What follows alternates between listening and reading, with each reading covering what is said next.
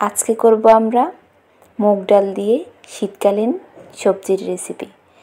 এই সবজিটা খেতে এত বেশি মজার যা মাছ মাংসের টেস্টকেও হার মানায়।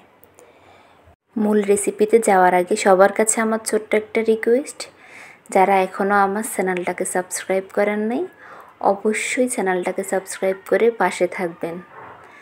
তবে এবার মূল রেসিপিতে চলে যাওয়া যাক।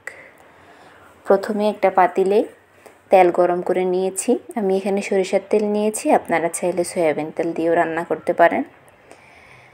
পেঁয়াজ কুচি দুই থেকে তিনটা, কাঁচামরিচ, দারচিনি, তেজপাতা, 1 চামচ রসুন বাটা, 1 চামচ হলুদ গুঁড়ো, 1 চামচ জিরা গুঁড়ো, 1 চামচ মরিচের গুঁড়ো। আপনারা আপনাদের পছন্দ মতো ঝালটা অ্যাড করতে পারেন। স্বাদ মতো দিয়ে দিলাম লবণ। সবগুলো উপকরণ নেড়ে চেড়ে দিচ্ছি। মশলাগুলো যেন পুড়ে না যায় এজন্য সামান্য পরিমাণ পানি অ্যাড করছি। মশলাগুলো পানির সাথে কষিয়ে নিব ঢাকনা দিয়ে 4 থেকে 5 মিনিট।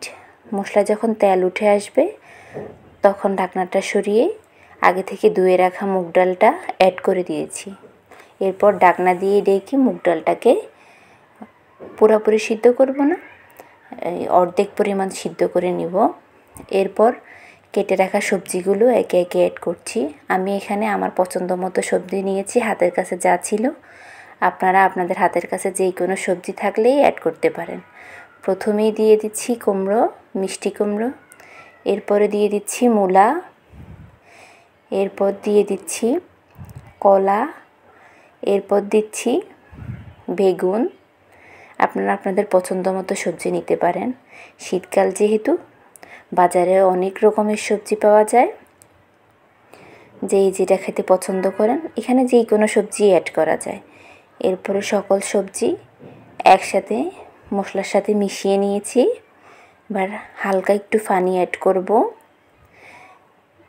চুলার আঁচটা মিডিয়াম টু লো হিটে দিয়ে ঢাকনা দিয়ে 10 থেকে 15 মিনিট রান্না করে নিয়েছি। এরপরে সবজিগুলো সিদ্ধ হয়ে গেছে। অ্যাড করছি ধনিয়া পাতা, সামান্য একটু পাঁচফোড়ন। এই সবজির সাথে অবশ্যই পাঁচফোড়নটা অ্যাড করবেন। পাঁচফোড়নটা অ্যাড করলে খেতে খুব বেশি ভালো লাগে আমার কাছে। তবে আপনারা না চাইলে অ্যাড না করতে পারেন, আপনাদের পছন্দ। হয়ে গেল আমার মজাদার ইয়ামি সবজি রান্না, যা মাংসের টেস্টকেই হার মানায়। এটা নিলে আর মাছ মাংস আর লাগে না। চাইলে আপনারাও বাসায় রান্না করে খেতে পারেন।